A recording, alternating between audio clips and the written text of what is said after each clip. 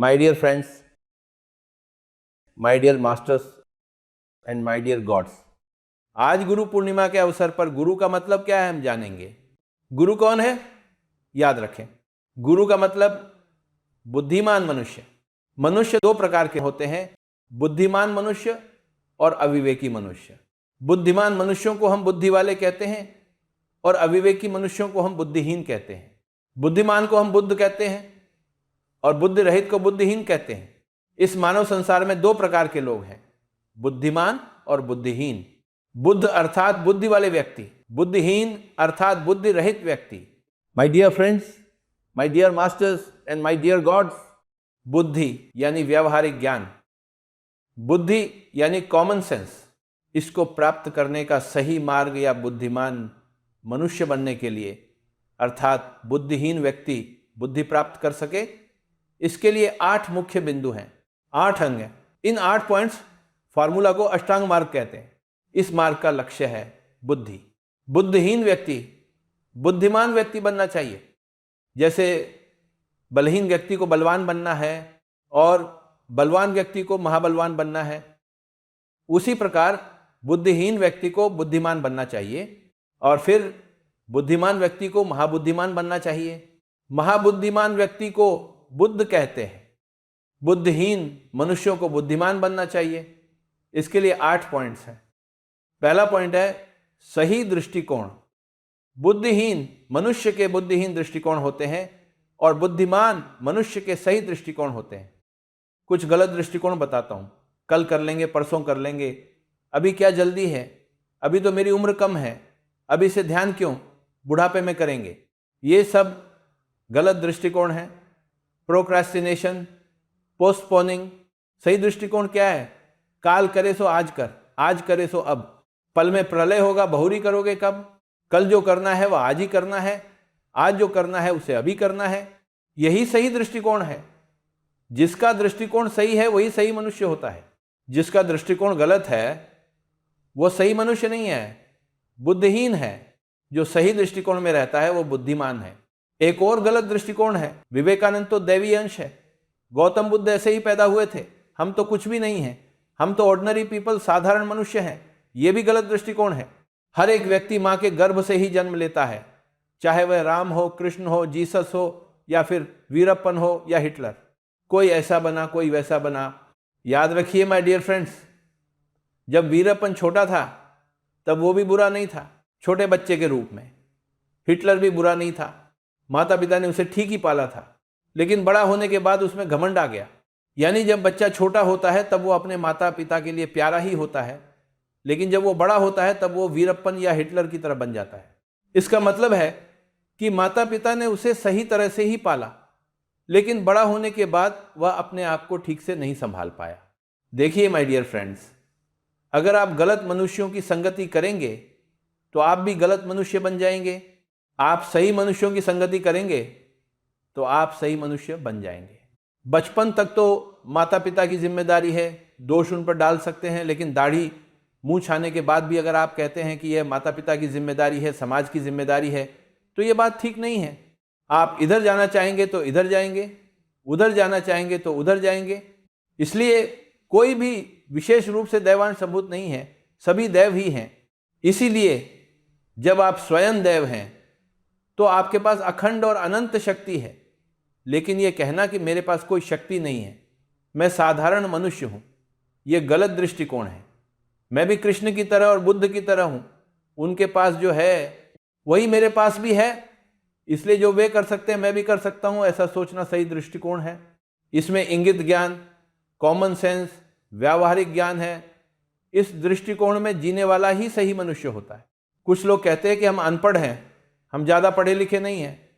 सही मनुष्य बनने के लिए डिग्रियां BA, MSc, PhD की जरूरत नहीं है। सही मनुष्य के पास केवल 3 चीजें होनी चाहिए, सही भोजन, सही वाणी, सही सोच।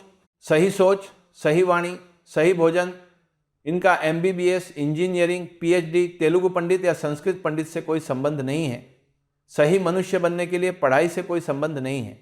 सही मनुष्य बनने के लिए सही दृष्टिकोण से संबंध है, सही संकल्प से संबंध है, सही वाणी से संबंध है, सही जीवन शैली से संबंध है, सही प्रयास से संबंध है, सही स्मृति से संबंध है, सही एकाग्रता से संबंध है, सही ध्यान से संबंध है, सही व्यवहार शैली से संबंध है। अष्ट अंग मार्ग, यही अष्टांग मार्ग है। बुद्धि प्राप्त करने के लिए, बुद्धिमान बनने के लिए, सही मनुष्य बनने के लिए ये 8 पॉइंट्स हैं। पहला पॉइंट है सही दृष्टिकोण। कोई गृहिणी कहती है कि मैं पति के सहारे जी रही हूं। पति के सहारे जीना क्या है? कोई भी मनुष्य किसी के सहारे नहीं जीता। इसलिए माय डियर फ्रेंड्स, गलत दृष्टिकोण को छोड़ दीजिए, सही दृष्टिकोण अपनाइए, इंगित ज्ञान, कॉमन सेंस। दूसरा पॉइंट है सही इच्छा। मैं अच्छा खाऊं और सो जाऊं, दूसरे मेरे लिए मेहनत करे, वो कमाए और मैं खाऊं। ये गलत इच्छा है। जो कमाता है वही खाए। हमें लूटपाट करके नहीं खाना चाहिए, मेहनत करके पसीना बहाकर खाना चाहिए। गलत इच्छाएं नहीं होनी चाहिए। रावणासुर के पास भी ऐसी ही गलत इच्छा थी, ये आपको पता है। उसके पास बहुत सी स्त्रियां थीं, वे सभी अपनी इच्छा से उसके साथ थीं। मंदोदरी कहती है हम सब तुम्हारी सेवा के लिए हैं, इसे हम अपना सौभाग्य मानते हैं। फिर क्यों तुम ऐसी स्त्री को चाहते हो जिसे तुमसे प्रेम नहीं है?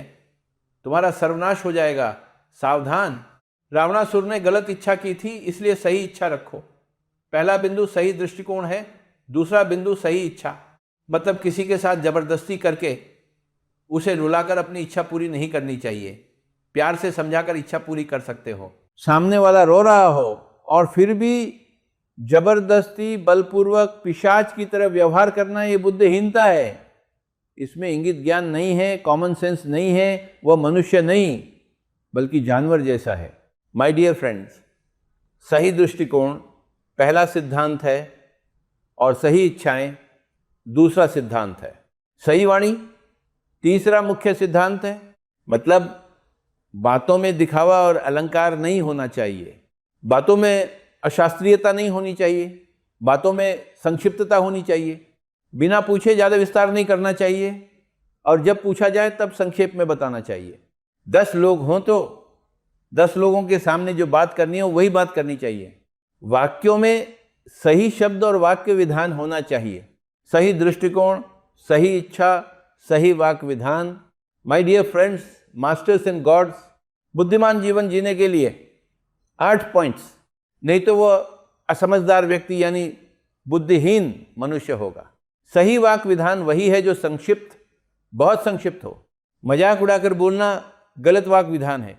प्रशंसा से फूलकर बात करना गलत वाक्य विधान है। चौथा है सही जीवन यापन, यानी मतलब जो खाना चाहिए वही खाना चाहिए, जो नहीं खाना चाहिए उसे नहीं खाना चाहिए। सही जीवन यापन के लिए शाकाहार अपनाएं, मांसाहार नहीं खाना चाहिए। शरीर को चलाने के लिए सही तरीका भी होता है और गलत तरीका भी। गलत तरीके से भी शरीर को चला सकते हैं, लेकिन नहीं चलाना है। मांस खाकर शरीर का पोषण नहीं करना चाहिए, ये गलत जीवन जीने का तरीका है। जीने के लिए गलत तरीका, जैसे चोरी नहीं करनी चाहिए, मारकर नहीं खाना चाहिए, मेहनत करके पसीना बहाकर काम करना चाहिए। 2 बोरे उठाकर 2 रुपये कमाओ और सादा खाना खाओ। 1 रोटी थोड़ा अचार के साथ, दोपहर में 1 कॉफ़ी, रात में 1 रोटी और अचार। चोरी का खाना यानी ऑफिस में रिश्वत लेकर उस पैसे से घर में पत्नी और बच्चों को आइसक्रीम खिलाओगे तो वे बीमार हो जाएंगे। मेहनत करके 2 बोरे उठाकर 1 रोटी खिलाओ तो भी वे लंबे समय तक अच्छे से जिएंगे। मतलब जीवन यापन का तरीका गलत नहीं होना चाहिए, सही जीवन वृत्ति होनी चाहिए। चौथा है सही जीवन यापन। गलत शरीर पालन का मार्ग और गलत शरीर पालन का काम नहीं होना चाहिए। सही शरीर पालन का मार्ग और सही शरीर पालन का काम होना चाहिए।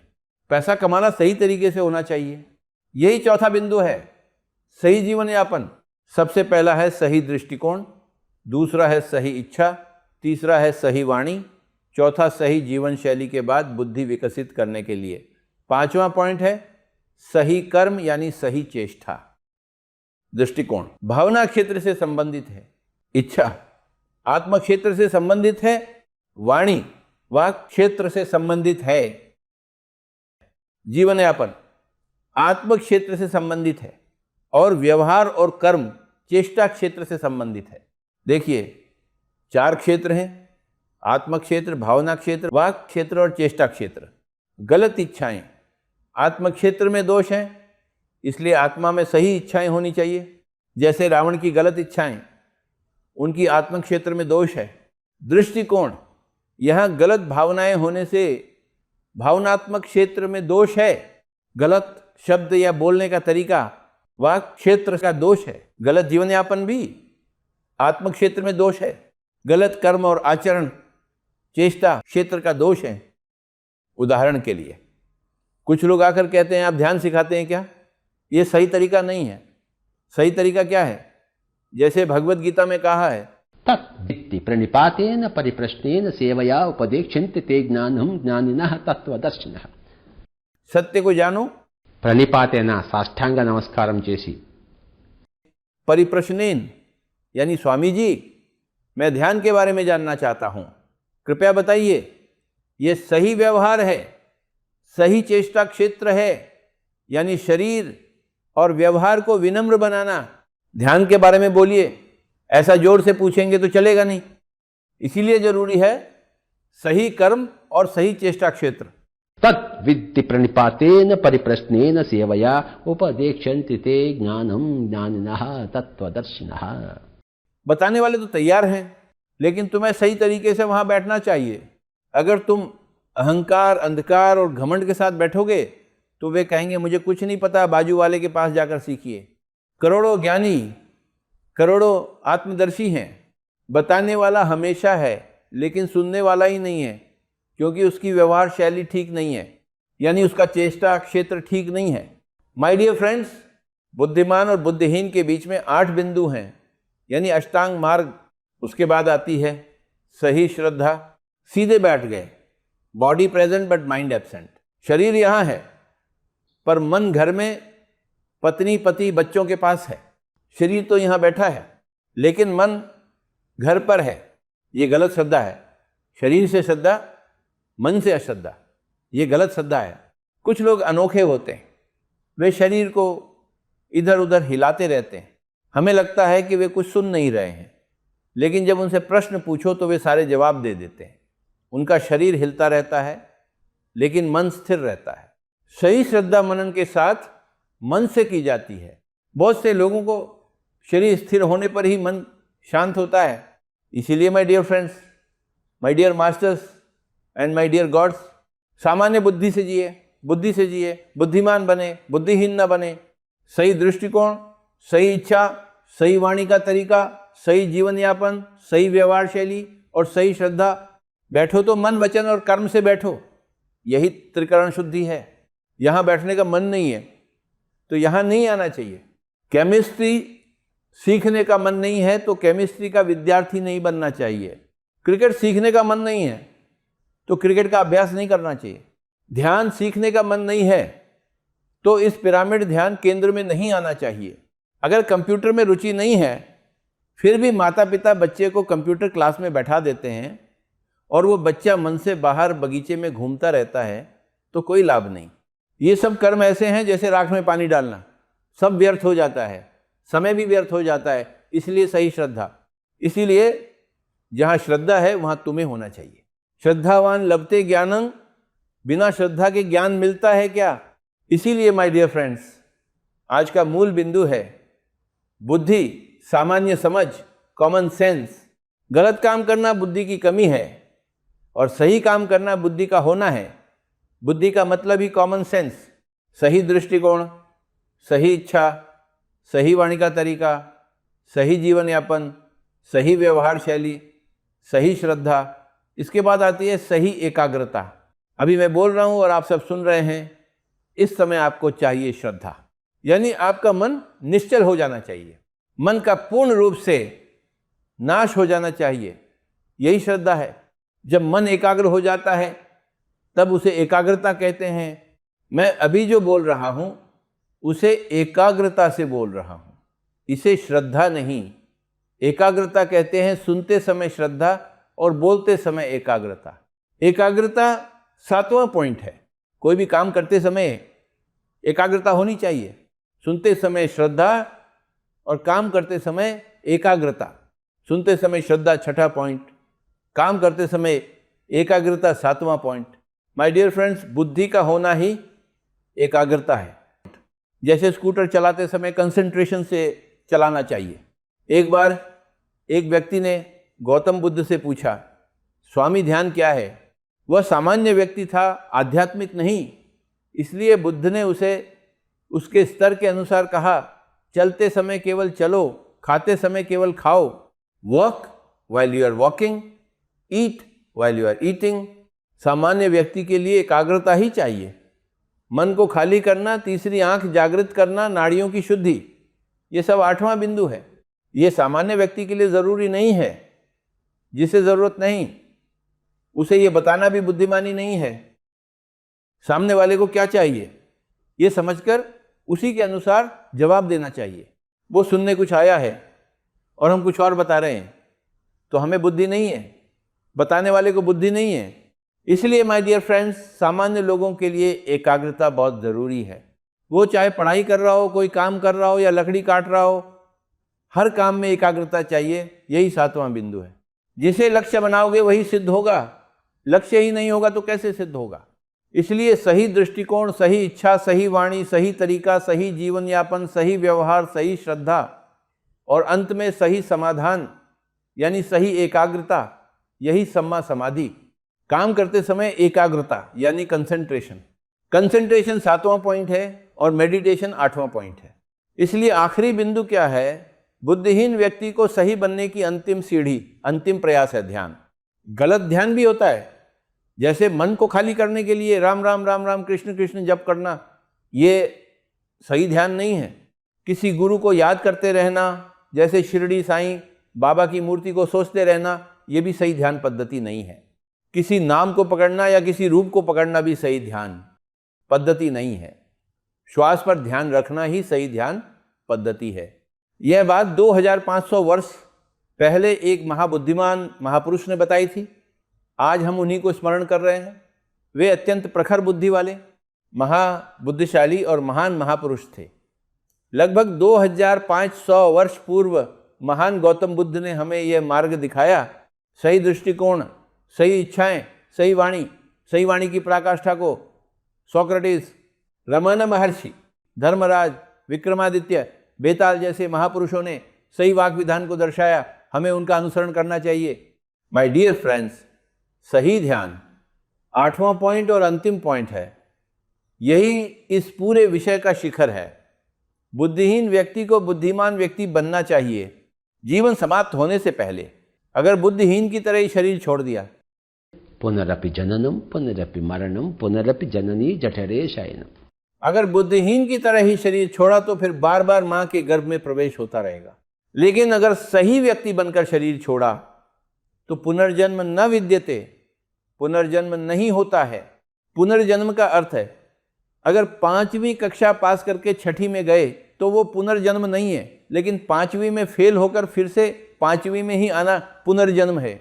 इसी तरह एक क्लास से दूसरी क्लास में जाना, एक शरीर से दूसरे शरीर में जाना, एक अवस्था से दूसरी अवस्था में जाना, एक स्थिति से दूसरे स्थिति में जाना, स्थिति और गति बदलने से पुनर्जन्म नहीं है। लेकिन बिना बदले उसी स्थिति और गति में बार बार आना, उसी तरह जीना, वही पुनर्जन्म है। इसलिए इसे टालो, पुनर्जन्म नहीं होना चाहिए, यही इसका अर्थ है। जो 5वीं कक्षा में जन्मा, अगर वे अगले साल 6ठी कक्षा में पहुंचता है तो उसे पुनर्जन्म नहीं कहते, लेकिन जो उसी जगह फिर से जन्म लेता है उसे पुनर्जन्म कहते हैं। पुनर्जन्म न हो, इसका यही अर्थ है। My dear friends, masters and gods, कुछ लोग पूछते हैं फिर से क्यों न जन्म लें? अरे उसी जगह बार बार जन्म लोगे क्या? वही इतिहास दोहराते रहोगे, वही पुरानी चीजें फिर से करोगे? ये पागलपन है। जो नहीं किया वो करना चाहिए, जो नहीं देखा वो देखना चाहिए। हमेशा, हर समय।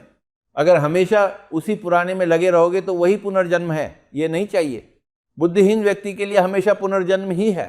बुद्धिमान व्यक्ति के लिए पुनर्जन्म नहीं होता। वह अलग अलग लोकों में, अलग अलग अवस्थाओं में लगातार नई नई चीज़ें देखता और आगे बढ़ता है। नई चीज़ एक चमत्कार है और पुरानी चीज़ विरक्ति है। नया एक अजूबा है, पुराना उबाऊ है। बार बार फेल होकर उसी स्थिति में जन्म लेना ये पुराना और बेकार है। लेकिन पास होते हुए, आगे बढ़ते हुए नई नई अवस्थाओं में, नए नए लोकों में, नए नए शरीरों में, नए नए पाठों के साथ आगे बढ़ना सही है, क्योंकि नया एक आश्चर्य है, पुराना एक बोझ है। इसीलिए आदि शंकराचार्य, श्री कृष्ण और जीसस क्राइस्ट ने कहा है, पुराना छोड़ो नया अपनाओ। माय डियर फ्रेंड्स, बुद्धिमान व्यक्ति हमेशा नएपन में जीता है और बुद्धिहीन व्यक्ति हमेशा पुराने में ही जीता है। इसलिए आज हम विशेष रूप से बुद्धिहीन व्यक्ति को बुद्धिमान व्यक्ति बनाने वाला सही मार्ग, अष्टांग मार्ग देने वाले गौतम बुद्ध सिद्धार्थ को पिरामिड विश्व की ओर से, हम सब की ओर से, समस्त सृष्टि की ओर से प्रणाम करते हैं।